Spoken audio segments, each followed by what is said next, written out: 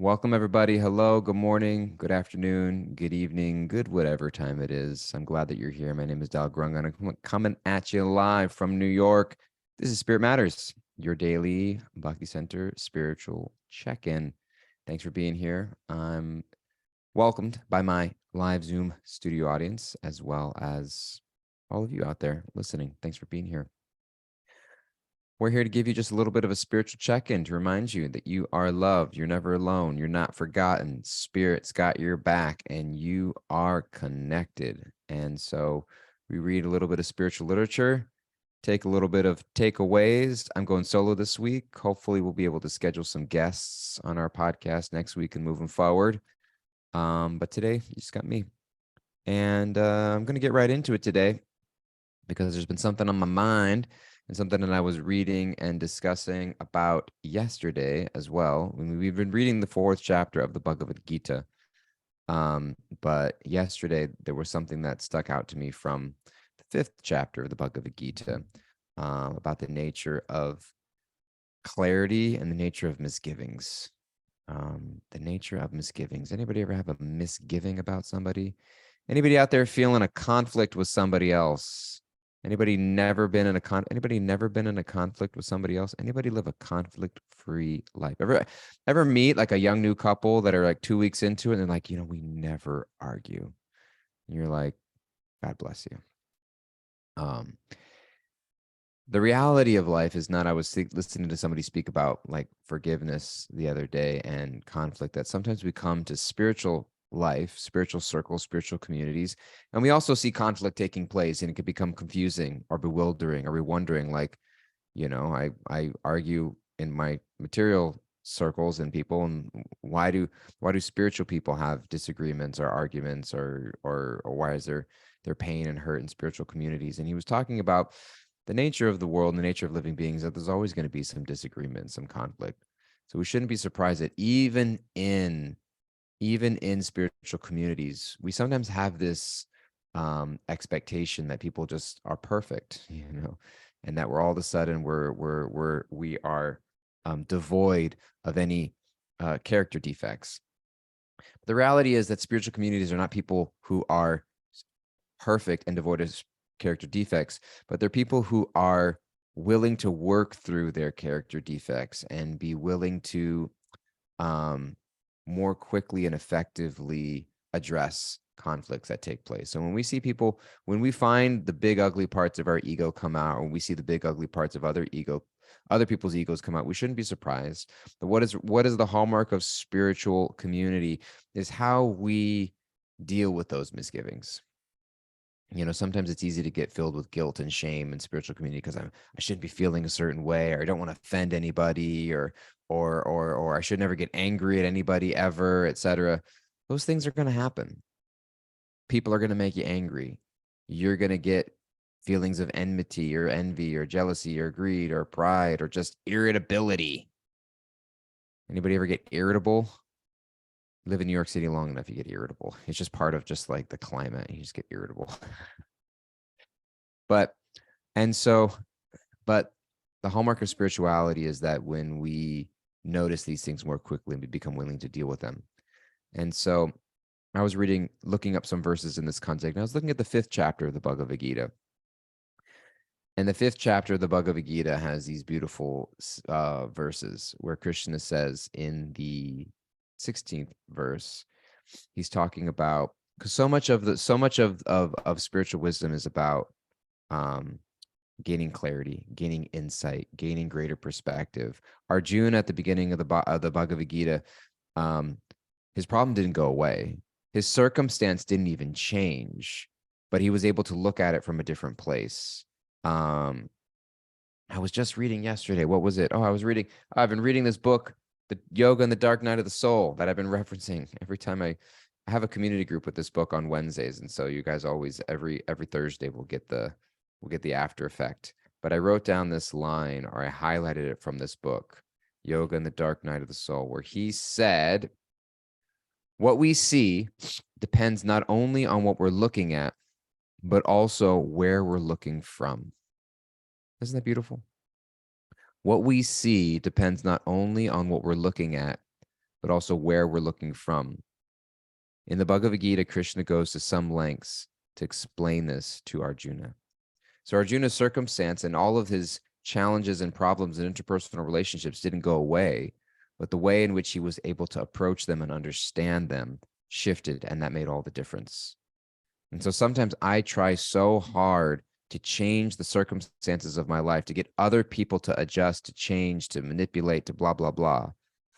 When in reality, the best thing that I can sometimes do is change the way in which I'm approaching something.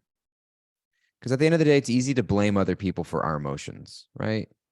I'm angry because you did this. I'm angry. Yeah, I did that because you triggered me, because you treated me that certain way, because you said that.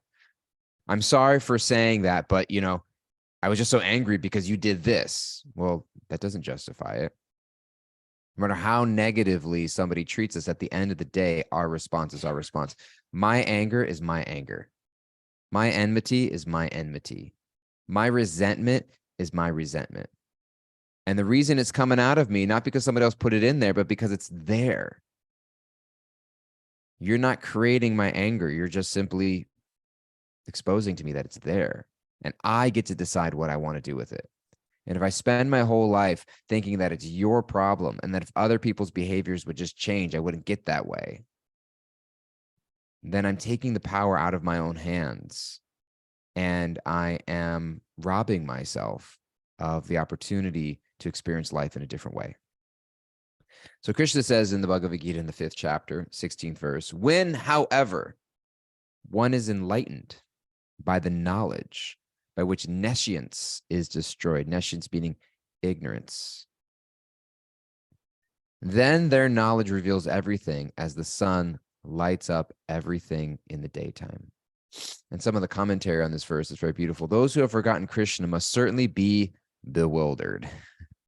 But those who are in Krishna consciousness are not bewildered at all. Knowledge is always highly esteemed. But what is that knowledge? It's interesting because we're using the word knowledge. And so knowledge of what? We're not just talking about, listening to a different book on Audible every day. I listened to 8 books this week. I know a lot of stuff. You can still know a lot of stuff and be very ignorant. I can still know a lot of stuff and be very ignorant of the things I need to be aware of in order to approach life in a way that helps me address my anger, my enmity, my misgivings towards others. Because what's that knowledge? The knowledge is that actually it's my ego rubbing up against your ego. I was listening to somebody speak yesterday about the Bhagavad Gita, and they were talking about the very first verse of the Gita, which is so beautiful. Dharma kshetra kurukshetra samaveta yutsavaha. That it's on the precipice of the battle. And it says Dharma kshetra kurukshetra, meaning Dharma, the place of Dharma, and the place of the Kurus, the place of that battlefield, assembled there, ready to fight, ready to rub up against each other. And this person this scholar was mentioning how Dharma kshetra and Kurukshetra, Dharma kshetra, the eternal nature of the soul, rubbed up against the constitutional nature of the soul. And that conflict is the subject matter of the Bhagavad Gita itself.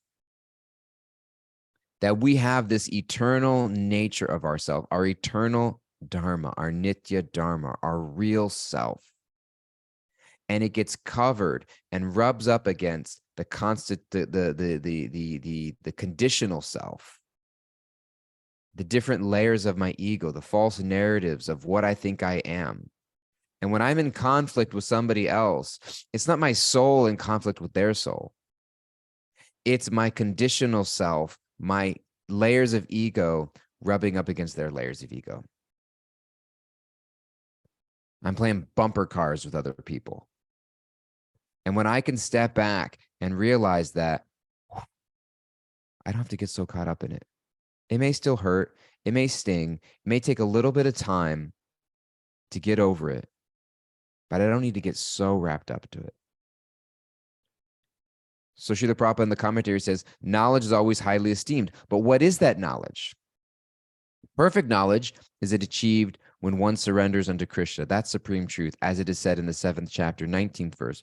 He quotes, Bahunam Janmanam Mante, Jnanavamam Prabhatite. After passing through many, many, many births, not even through many, many births throughout lifetime, but even in this lifetime, I feel like I'm going through various incarnations of self. And have you ever stopped to think about how the people that you have such a conflict with right now may or may not have even been in your life 5 years ago? And may or may not even be in your life 5 years from now? The problems that we think are so big right now didn't exist to us a few years ago and may not exist to us a few years from now.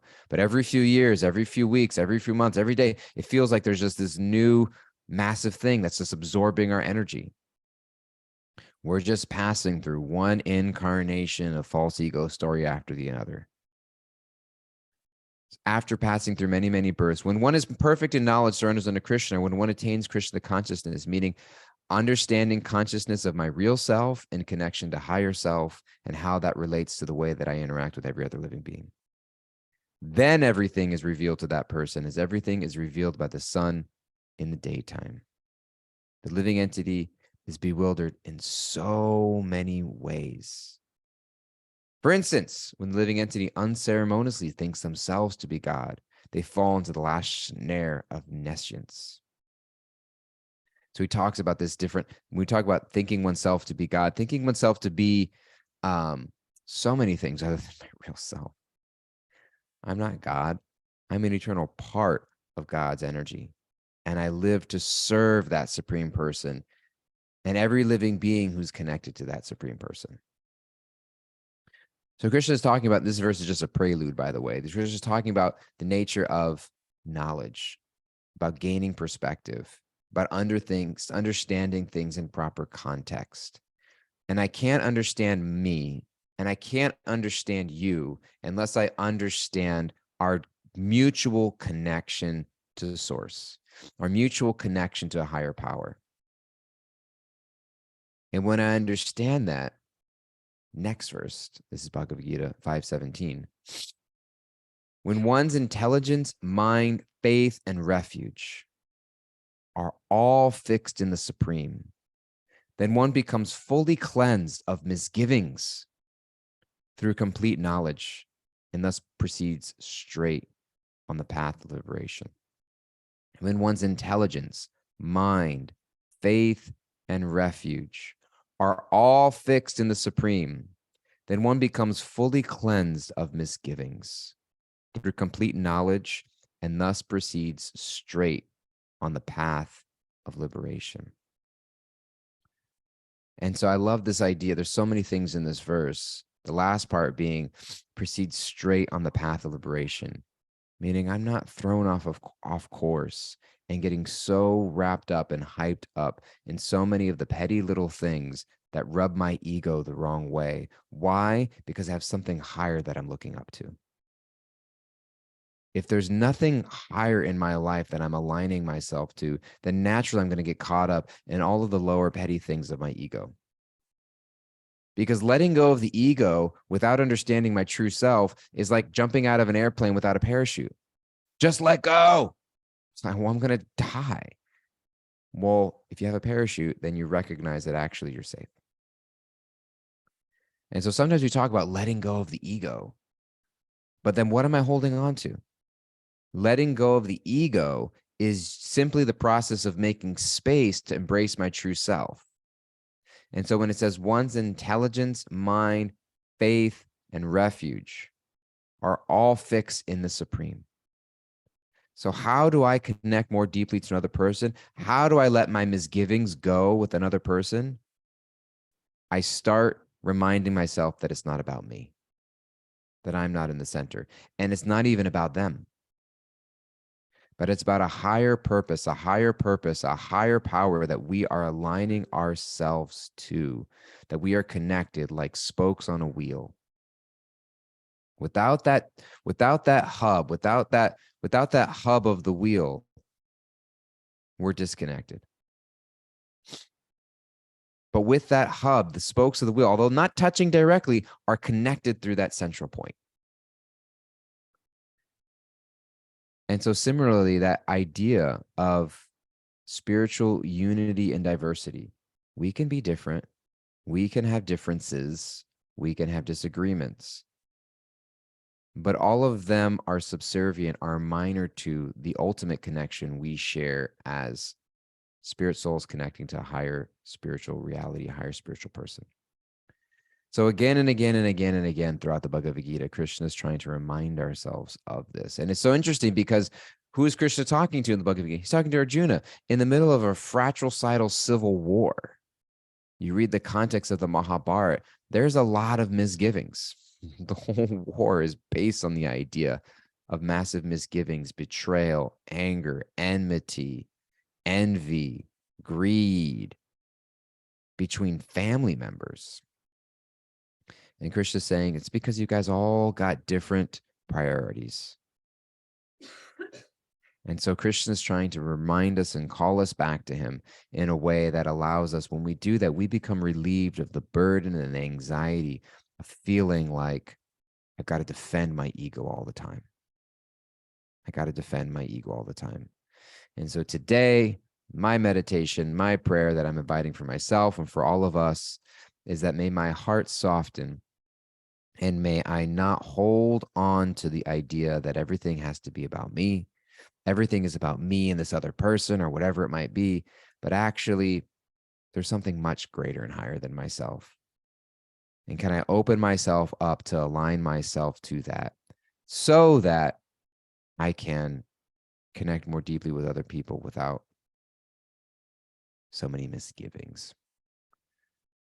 All right, that's all I got today. I'm going to cut it short because I love you guys.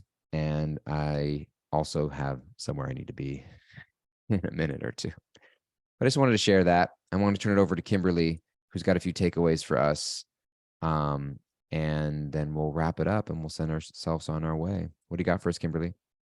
All right, change the approach. What we see depends not only what we are looking at, but where we are looking from.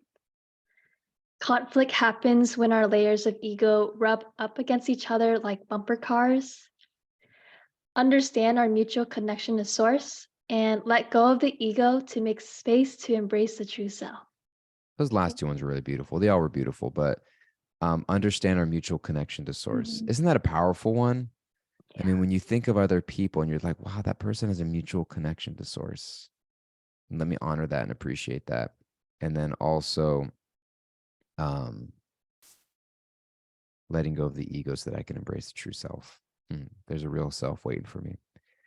Thank you for that, Kimberly. Thank you all for listening and being here. We love you all tremendously and appreciate you guys a lot. Please take care, be well, and look forward to seeing you next time. Bye-bye.